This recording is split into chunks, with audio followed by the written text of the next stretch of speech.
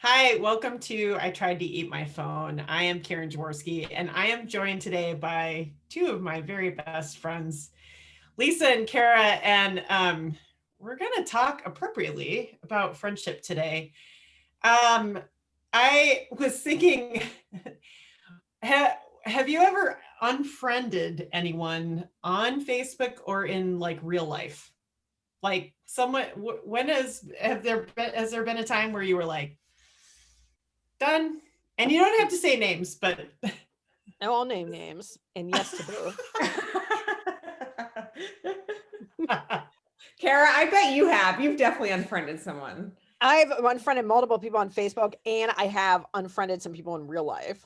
Not really unfriended them, but like came to the realization, and I would say this is like a recent thing in the last like probably 10 years, that like it's okay if people's lives go in different ways. And like you can't put this expectation on a relationship that it's going to be the same that it was in high school, or that people are the same, or you're going to have the same interests. So like sometimes what works at like one point in your life maybe isn't working now.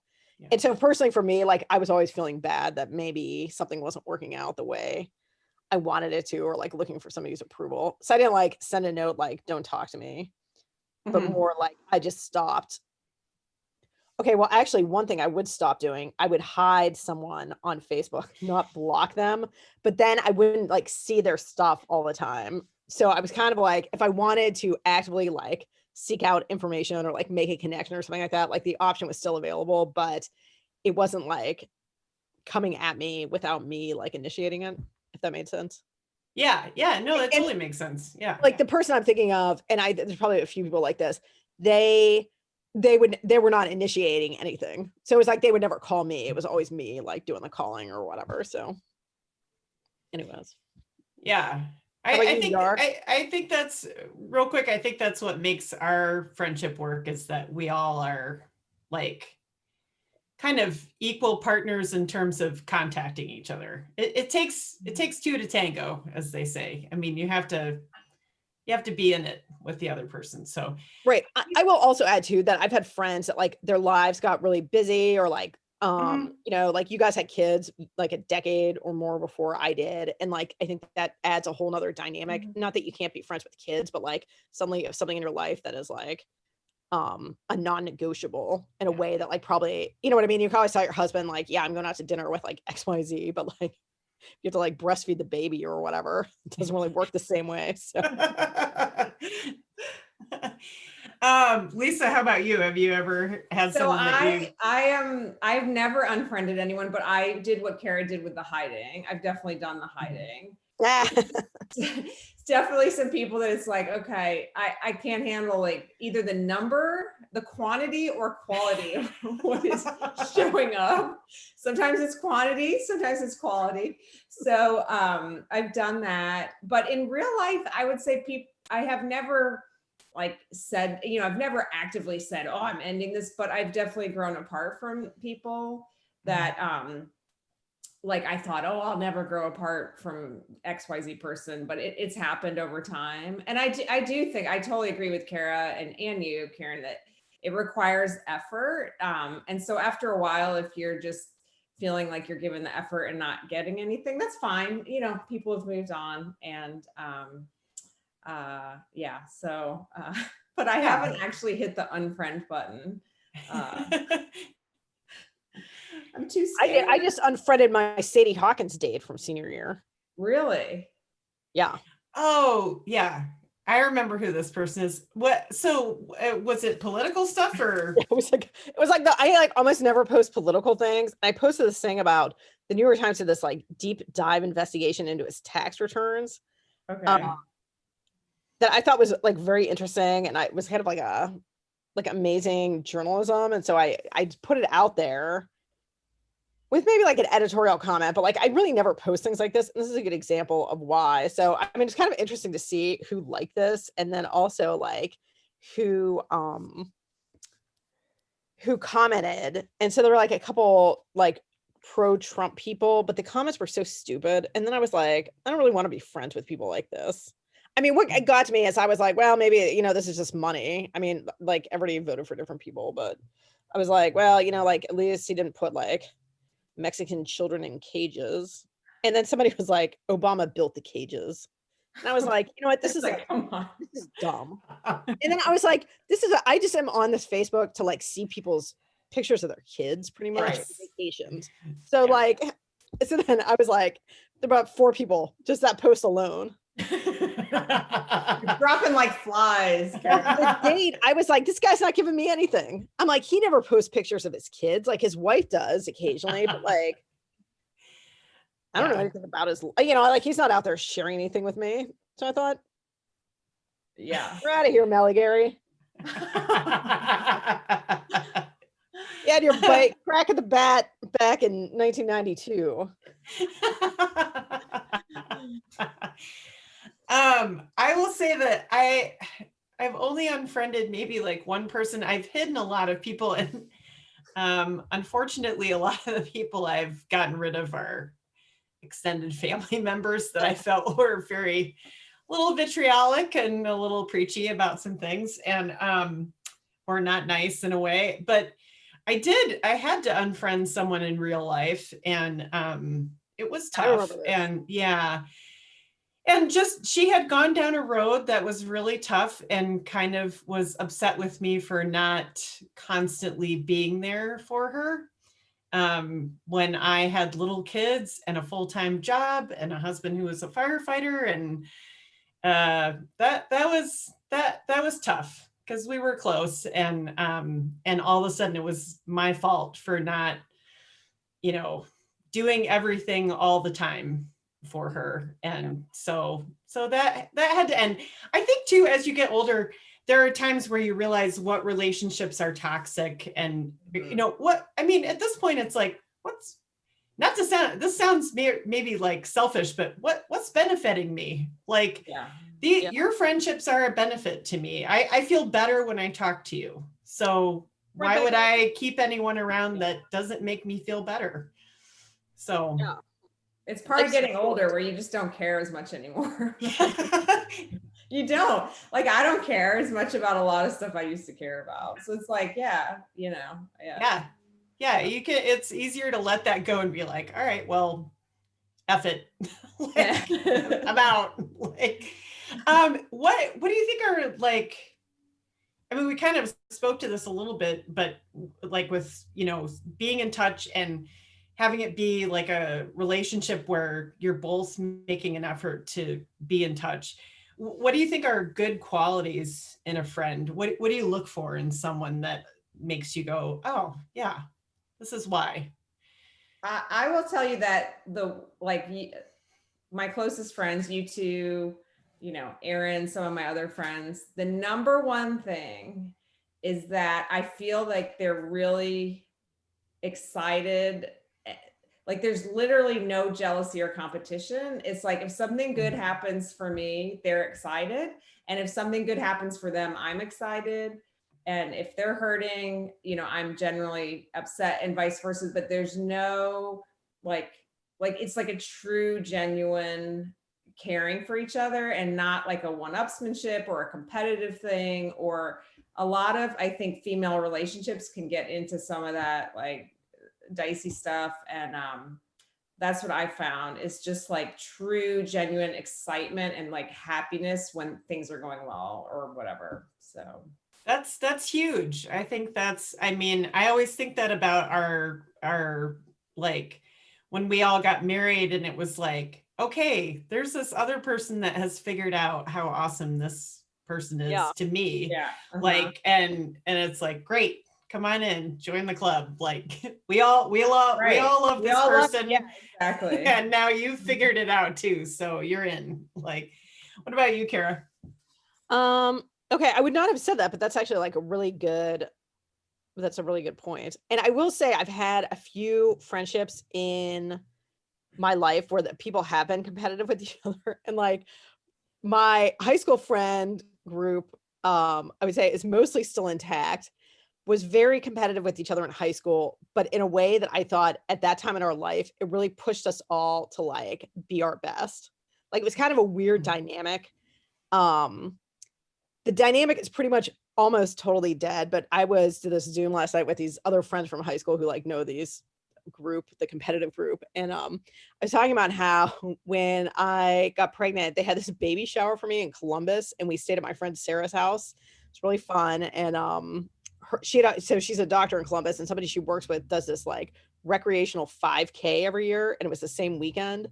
So since I was 6 months pregnant, I was like, I'm just gonna walk this thing. And another friend was like, I'll walk with you. And like the three of them, I mean, it was like chariots of fire, like racing each other in this like, and I mean, this thing was not even like we didn't even get like a bib or like a t-shirt. It was like running around this guy's like neighborhood. But I was like, I think like there's still a little competition here. So that's a good point. I think that the friendships that have really stuck, and that, it's kind of like interesting to have kids, and then you're like meeting, all of a sudden you're meeting all these new people, and who is like your group within this like larger group. It is the people who are like get my sense of humor, which not everybody does, and or like accepts it, and that pretty much like very accepting of me. So like when I go pick my kid up at school, I look like this pretty much, like during this pandemic. Like they don't really have any issues with my lifestyle or like choices. Like they would never really question it. They were like just accepting of like everything. I don't know what exactly I'm trying to say about like lifestyle, but I think there's like a lot of I've come to realize, like being part of the school community, there's a lot of like wealth there that like maybe I didn't see when I belonged to the church. And like I think for some people maybe that's a little bit more of that's not a priority, but like it is like sometimes people are just a little more comfortable, I think, hanging out with people who are like a little more like them. So but I feel like the people that I've met are like, I don't know, they're very accepting of me and vice versa. That's good. I think, when we were talking about getting older before and not caring as much, I do think one of the things that happens as you get older with friendships is there's a little more kind of like a realization of we've all been through the dregs. Like where you have these shared experiences now that you didn't necessarily have earlier on, where you can say like, yeah, I've been there too. Like, and that sucks. Like, between like, parents passing away and going through like being a parent and, losses and really difficult things. And it kind of puts everyone back down to like base level. It's like, all right, yep, I've been there too. So we're all on the same level now. Like, so that, I think that kind of weighs heavily on how you're friends with people now. Yeah. Who is the oldest friend that you have? Like that you still have as a friend, like someone from childhood or whatever, like. My friend is Laura, who's a still friend of mine. So I met her on the 6th grade Girl Scout trip to Washington, DC. And we were at different elementary schools. Then we went to the same middle school, same high school, or junior high, I should say. And then high school and then college. And then she lived in Chicago, and we don't live near each other anymore, but we're still friends. So she's been around since 6th grade. Wow. She live in Connecticut? Yeah. She's in Connecticut. Close to Simsbury or no? It's like a town really close to Simsbury. And so actually my mom just ran into her last week in the bagel shop. So so yeah, she's there with her kids and everything. So Cool. yes. And this reminds me I should give her a call this week. So yeah. How about you, Kara? Who's your oldest friend? I'm still in touch, but we're like on touch over Facebook with a friend from junior high, two friends from like grade school and junior high, Jill Rumpler and Maureen Duane. So I would say junior high for me was a little rough, and but these two, and then there was like a few other kids. It was like sort of the five of us against the world type thing. So we were big dorks, but like I think like again it was like an acceptance of this. So like there was a part where, you know, like everybody was trying to fit in junior high, and then like suddenly we are all kind of like screw this and opted out. And that was but because they were there and we all sort of did this together, I think that has given me a lot of confidence, like for the rest of my life, that it's okay to be different, or it's okay to be who you are. Like you don't have to try so hard to fit in, because so I will say Jill and Maureen. And then Jenny Jackson, who is one of my closest friends. I met her in second grade. We were on the same soccer team, but I didn't we know only- you knew her for that long. Second grade? Wow. Yeah, well, we only know it because it's in we have like the picture, Oh, okay. like this team picture. Kara Pochask, actually, Kara Nance, I was friends with for a long time because her mom was the Girl Scout leader, and I went to Catholic school, but went to Girl Scouts at public school. And so we were good friends from like probably second or third grade on. Lauren Creeves, I've known since fifth grade through Girl Scouts. So the Girl Scouts were, because I went to public high school, it's like a nice, I mean, this wasn't why I was in it, but it was when I went to high school and didn't know anybody, I actually did know some of these people from the scouting. Yeah. How about you, That's Karen? cool. I would say my longest term friend is my friend Jill, who ironically lives like 10 minutes from me now.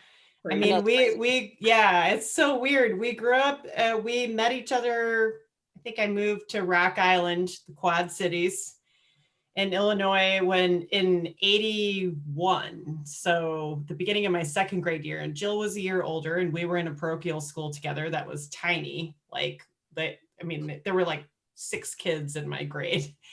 And Jill and I, we lived right next door to each other. We became really good friends, and we wrote each other back and forth after we moved away from Rock Island to Pittsburgh in 85. And we wrote back and forth constantly. Jill actually is awesome. She still has all of my letters that I sent her, which is cool. I mean, I'm too much of a minimalist that I haven't kept a lot. I have some of her letters, but we wrote to each other all through, that in high school and college and afterwards. And then, she moved out here just before I moved out here. And now we get to, sans pandemic, we get to see each other all the time, which is great. So she's always been a great friend. So I appreciate being close to her here. So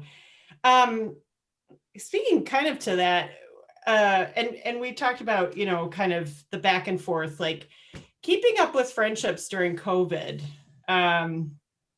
What do you think has been helpful for you, like during this time, in terms of staying in touch with people? Or what, I mean, do you feel like you've had times where you feel like you're disconnected, or do you feel like times where you're more connected, or what do you think has gone on during COVID with friendships? Well, I would say, I mean, one great thing about COVID is it's forced us to, you start to realize like you can do stuff outside. I don't know. So like, for example, this week I have my two closest friends here in Indy are Shelly and Heather. And one day I went for a really long walk with Shelly, and another day, this past week, Heather came over and we sat by my fire pit. It was like 40 degrees out, but like, even, in the middle of the day, we're like huddled by the fire pit with blankets and all that kind of stuff. And so it's like, you can get outside, you can walk, you can, do stuff like that. And I think the Zoom stuff obviously I never used Zoom before this. I don't even know if it existed. So I actually think, it's actually been okay. It just requires a lot of planning and effort now. You know what I mean? Like I can't just stop by someone's house anymore. Like it has to be kind of like, all right, well, let's meet and you sit here and I sit here and then we wear masks, but the effort is always worth it. So, a little more effort, but the technology's been great. But yeah, the pandemic has definitely, I think, changed things for everyone, and everyone's reevaluating their priorities and how they spend time. I don't know. It's been interesting. So, I feel like for me, it's strengthened friendships, like the Zoom Mhm. You know, like the idea that we would have had like a Zoom meeting with like friends from high school, or I did one, someone set up one for like all the London people from Notre Dame. Um and I mean there were like 80 people on there, and a lot of them I hadn't seen for a long time. And they like when we went around and like all had to say something, you know, like I forget what it was, but it was like all set up that the person who set it up like is a like life coach. Yeah. So he like knew the questions to ask. Yeah, so those have been good. And then I feel like in the school community, I think it has definitely strengthened friendships because in order for like our kids to keep going to school, I think it's like required a level of honesty and transparency in terms of um like between people in a way that I think has actually been kind of like really healthy. Like, Mhm. so it's not that people are, I mean, I guess they're seeing each other less. Probably some people would be like, it's been terrible. Like, we can't do any of this stuff. But I kind of feel like I've met some people, like I was in this pod this summer that was really fun.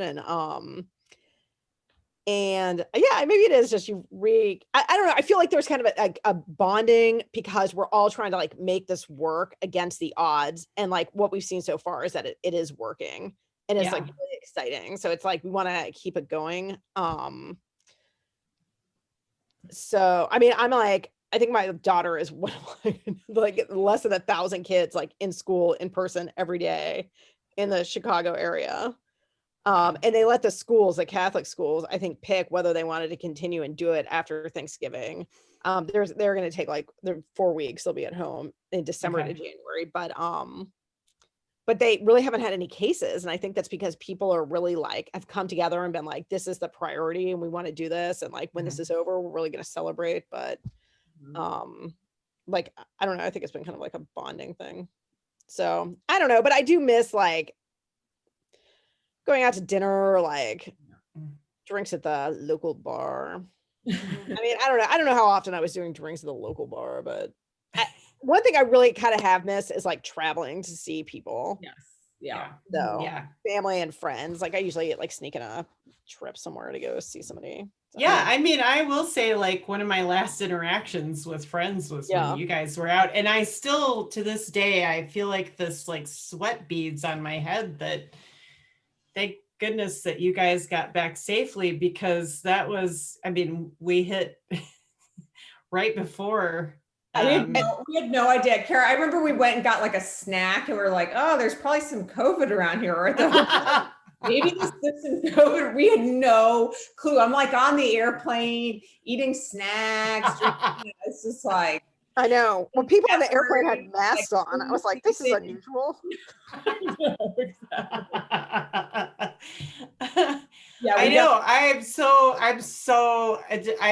think about that and I love that you both came out, and Me but too. I'm so relieved that you were okay, because I was like, because you were out and then my mom came out like right after you were out, and then she went back home, and then it went wait.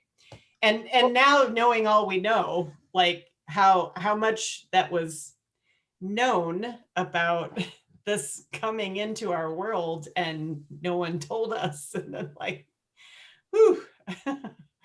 Um, yeah, we were watching the news last night. They had like people out at O'Hare, and it was like packed to the gills. They had some guy that was like, "There's been less than 100 cases of transmissions on airplanes," but I don't know if that's true. But the transmission could also happen when you're like standing like right next to each other in a huge line waiting to get past TSA. Yeah. Kara, I love that your school is so like you guys are like all in it together, because I have to tell you, I think it's like totally the opposite here. It's everyone, it's like Ryan comes home this week, he's like, yeah, this girl's going to Cabo, this one's at Epcot, this one's going to find, I mean, Yeah. it is Right, people are definitely going places, but my attitude is like one of her friends told me I do that temperature checks on Fridays, and her friend was like, I'm going to Florida tomorrow, but I got to do remote learning for 2 weeks. I don't care if people want to go, like that's their choice, but like don't come back to school. Oh no, they're coming back because we're back. Yeah, that's the next week. And I don't think they're coming back here. Like they kind of set it up. We had to fill out a form that said if we're going to travel over Thanksgiving and Christmas, and it basically was like, it made you really think about the time, like it laid out. And some people pulled their kids and put them in remote, I think to give 2 weeks to go up to Thanksgiving. But like Okay. the archdiocese school system has been like, we discourage travel, but we know some people will still travel, and we really want you to do this over Christmas. And everybody's doing 2 weeks remote after Christmas break. Oh, wow. Okay. Yeah. Oh, wow. So Okay. like the Christmas break, she'll have 2 weeks off, and then she'll have 2 weeks e-learning at home. Like everybody will. Okay. And then hopefully they'll go back after that. But who knows? I mean, some people too, I can understand, like these cases are rising and they're probably just not comfortable with their kids being in like a group environment. I definitely feel like it's the riskiest thing we've done, except for there's been like one teacher and 2 students, and all of it's been like community transmission, and none of it was from school. Yeah. So Yeah. Yeah. and even people are like pulling their kids out of sports and stuff like that, which I think is, I don't know. I don't want to like sit in judgment of everybody's choices on this. Like I kind of think that is. So I might have a little bit, I bet if you asked a lot of different people, a lot of different opinions on that, I might be looking at like the sunnier side, but I do feel like it's working. Like we're not getting a lot of cases at the school. Yeah, it's good. I mean, we've had a fair amount of cases, but we're in a giant public school system. So it's different when you're in a smaller private environment than when you're in like a giant public school. Like they can't really tell people we expect you not to travel. Like they just can't. Right. Yeah. It's a little different, but yeah, so we'll see. But yeah, I think it's awesome. It sounds like my sister up in her kid's new school, like it's the same way. Like it seems like there's a lot of buy-in, which is nice. So yeah, I don't know how long we'll be open here because I don't think we have the same buy-in, but we'll see. Yeah, it's like an interesting situation. It's like an interesting time to be alive. Yes. I would say so. Yeah. I do feel like,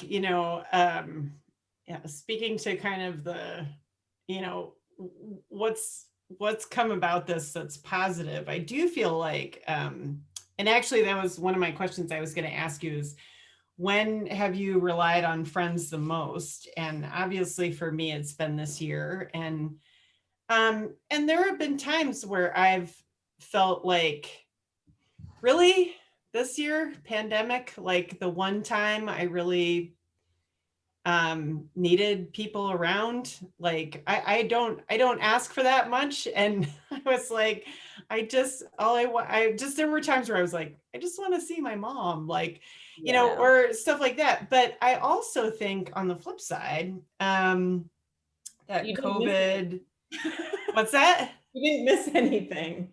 Well, no, selfishly, I do feel like times where I'm like, well, everyone else's life was different too. So that was kind of a thing. And on that token as well, there were times where we got to communicate more than we would have in a normal setting.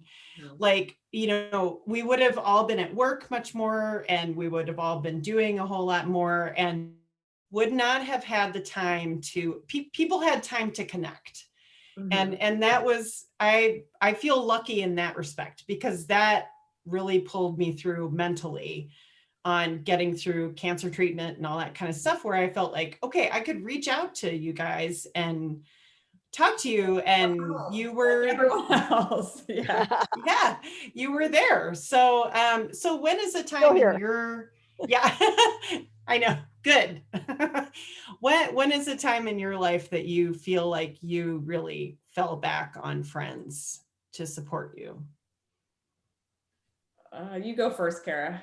I mean, I've thought of like many times, and like many sad things, but I will say like a happy thing. When it took me a long time to get pregnant, we're in fertility treatment, and when I finally got pregnant, and then when I had Zoe, like there was such like I felt so like celebrated, and I thought you guys were like so genuinely excited, and like do you remember Karen, the baby shower, and Lisa, I always remember meeting you at Starbucks like on Thursdays or whatever. Like you had like one day, like one afternoon, like the first time there, you were like, you can take her out of like the car seat, and I was like, wait, what?